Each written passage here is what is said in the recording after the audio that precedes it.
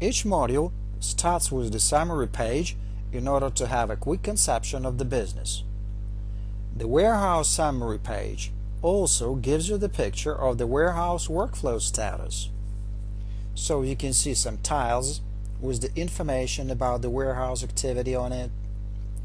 And there are 3 charts illustrating the best-selling items expressed in units, in dollars, and the category.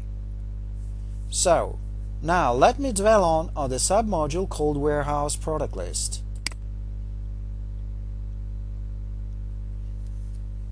This page provides an employee with the detailed information regarding the warehouse product list, containing a lot of information.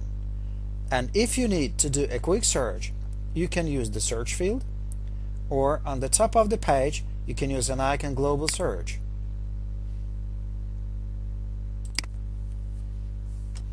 The yellow bar over here assists you to do accurate information retrieval. So you can do a quick search by product name, by category, so you can pick up any category from a drop-down list, by item, by customs options, by the warehouse, and you can pick up any warehouse you have from the drop-down list, and you can have unlimited amount of warehouses. By shelf, this is the location of the product, by status, etc. Let me explain to you each column quickly. The first column I would like to talk to is called Actions. There are 3 icons in it. If you want to send a product to the sales order processing, you click on this icon. In a pop-up window, first you have to do is just to pick up the category from the drop-down list. For example, computer and notebooks. Then you select the order and you put the quantity. That's it. If you want to do the editing, you click on this icon and you can do the editing on the same page. If you scroll down the page, you can see the list of all products here. When the editing is over, you just close it. And you can choose any other items for the editing. And the last one is buffer. When the customer orders the products, you collect them on the buffer page. As you can see, I got on the buffer page only 1 product. For example, the customer ordered 3 items. Now I have to add another 2. For example, this one and this one. Now I have on my buffer page 3 items for the processing, and I can send all these products to the customer for the verification. The next column I would like to talk to is called Product Name. If you mouse over any product, you can see a pop-up window with the detailed information and the picture about this product. If you want to do the quick search by the product name, all you have to do is just to click on the yellow bar. So the next column is called Category. You can search by category, and all you have to do is just to pick up any category you need to. So the next column is Item. So the next one is Custom Options, and also you can choose any warehouse from the list, and you can have unlimited amount of warehouses. Shelf. This is the location of your product. Status column shows you if the product is in stock or not. SKU number. Then we have the number of items in stock, we have unit of measurement, and how many items have been taken. excluding the ones which are processed by the sales order. So that's it for the warehouse product list. So now I would like to explain to you the new submodule called New Product. You can see a page with the help of which you can create a new product. All you have to do is to fill out mandatory fields, and of course there are some optional fields here too. So let me get started with the first field called product category. In a drop-down list you pick up any category you want to, for example notebooks and computers. However, if you don't have the category you need to in this list, all you can do is just to create a new one with the help of this icon. Now you find yourself on the page called product category, and you can add or edit the category. The green light shows you that I have 3 categories active, which can be deleted or edited. So let me get back to a new product page. So the next field is called product name. For example, let me put it down here. I need a computer access. So the next field I would like to skip to, it's not necessarily. And the product description, you can put down here any information you want to, and if it's necessary you can even use the text editor.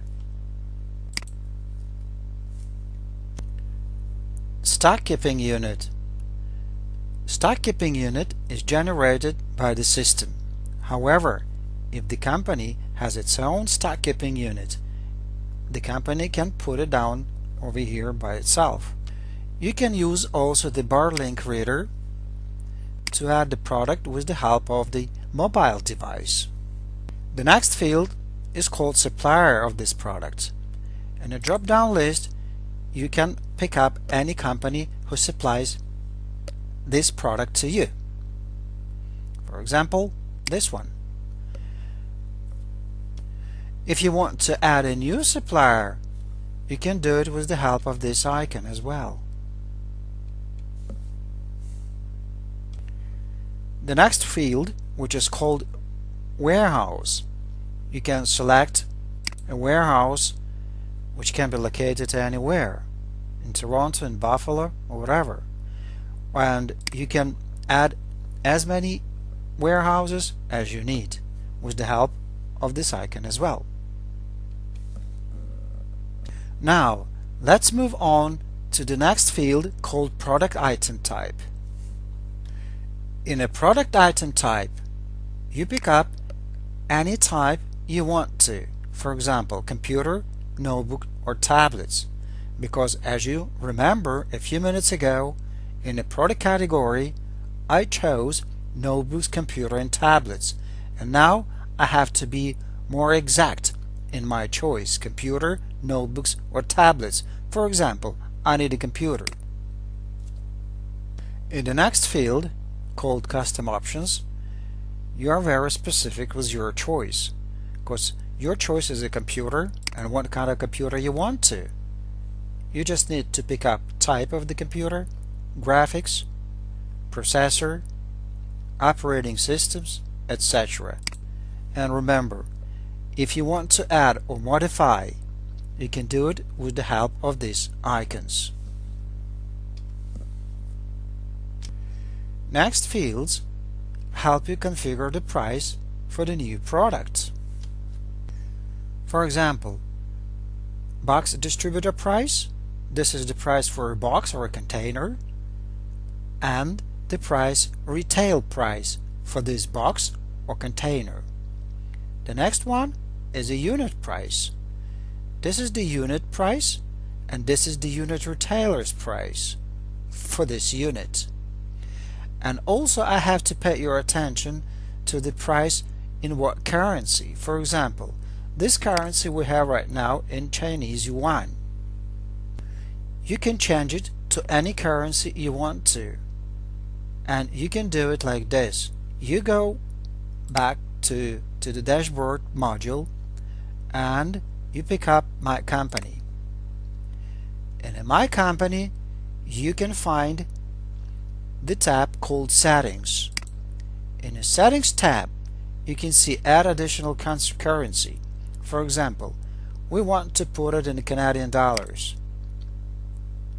Save it, and we go back to a new product page, and you can see we have changed the currency into Canadian dollars. So the next field is product quantity, and it is understandable that this is the quantity of the product and the unit of measurement. And the last field is the shelf. This is the location of the product, and again, if you want to add a new shelf, all you can do is just to use this icon. When all fields are ready, then all you have to do is just to click on the button Create, or you can put it on a draft. So when a new product is created, it goes to Warehouse Product List. So this is it as far as a new product page is concerned.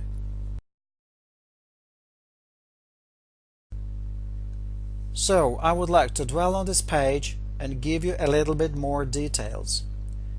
And let me get started with the buttons on the top of the page. So the first button is called Status. The Status button sets the product status. The product can be in stock, in order, or draft. Next one is called Update.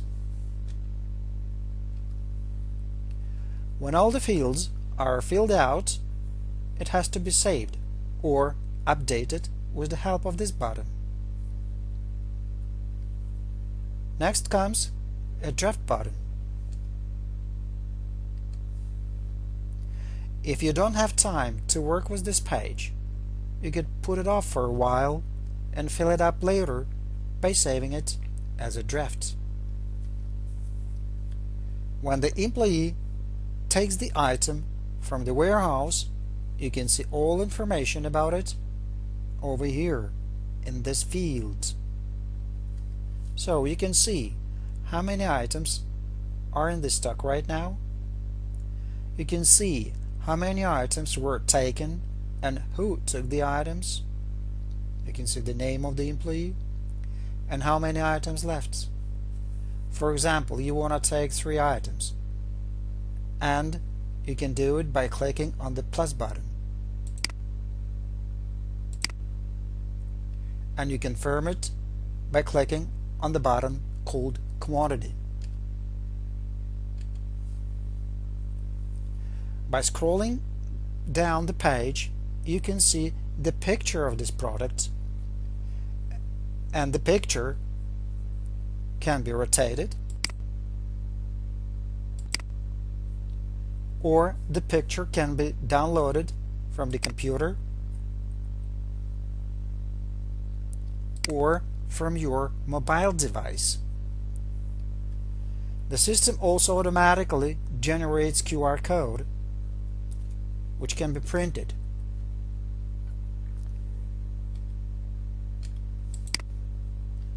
There is also a possibility to scale the label.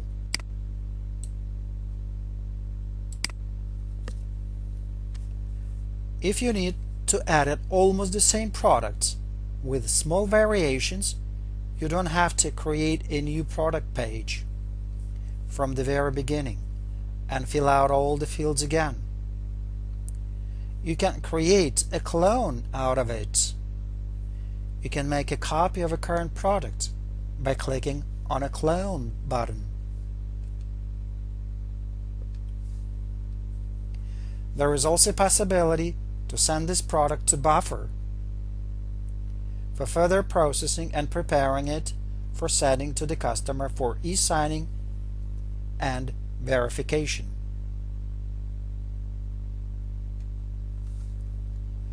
And the last button is Invoice. With the button, you can quickly create an invoice. That's briefly all about the product page.